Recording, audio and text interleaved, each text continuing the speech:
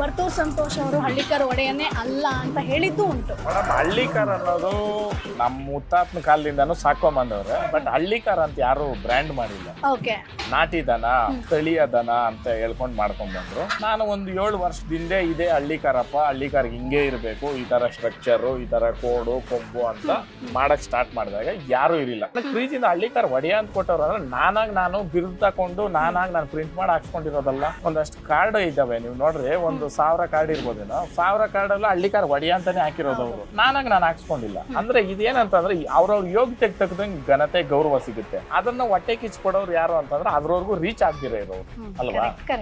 ಅದಕ್ಕೆ ನಾನೇನ್ ಹೇಳ್ತೀನಿ, ಅದನ್ನೆಲ್ಲ ನಾವು ಇಗ್ನೋರ್ ಮಾಡ್ಬೇಕಷ್ಟೇ.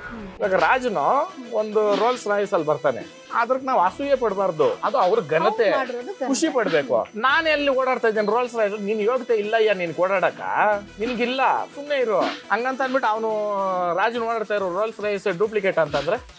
ಇವಾಗ ನಾನು ಹಾಲು ಕೊಡ್ತಾ ಇದ್ದೀನಿ ಮೇಡಮ್, ನಮ್ಮ ಮನೆಯಲ್ಲಿ ವೇಸ್ಟ್ ಆಗೋ ಹಾಲು ನೀವ್ ಯಾವತ್ತಾದ್ರೂ ಬಂಡಿ ಎತ್ತಿ ಈಚಾಡ್ತಾರೆ. ನಾನು ಇವತ್ತವರೆಗೂ ಡೈರಿಗೆ ಹಾಕಿಲ್ಲ ಹಾಲು. ಕರುಕ್ ನೋಡ್ರಿ, ನಮ್ಮ ಮನೆಯಲ್ಲಿ ಒಂದು ಹೆಣ್ಣು ಕರು ಹುಟ್ಟು ಸೀನಿಯಾಸುನಲ್ಲಿ, ಅದಕ್ಕೆ ಎಷ್ಟು ಬೇಕೋ ಅಷ್ಟು ಕುಡಿದು ಅದಂತ ಬಿಟ್ಬಿಟ್ರೆ ಅದನ್ನ ಎತ್ತೋದ್ ಬಕೆಟ್ ನಾವು ಓರಿಗಳು ಕೊಡ್ತಿರ್ವಿ ಹಾಲು. ನೀನ್ ಕೊಡಲ್ಲ ಅಂತಂದ್ರೆ ಓಕೆ, ನೀನ್ ಕೊಡ್ತಾ ಇಲ್ಲ, ನೀನ್ ಏನ್ ಕೊಡ್ತೀವಿ ಅದನ್ನ ಬಗಳು. ಇನ್ನೊಬ್ರು ಕಂಪೇರ್ ಮಾಡಿ ಹೇಳೋ ಅವಶ್ಯಕತೆ ಇಲ್ಲ.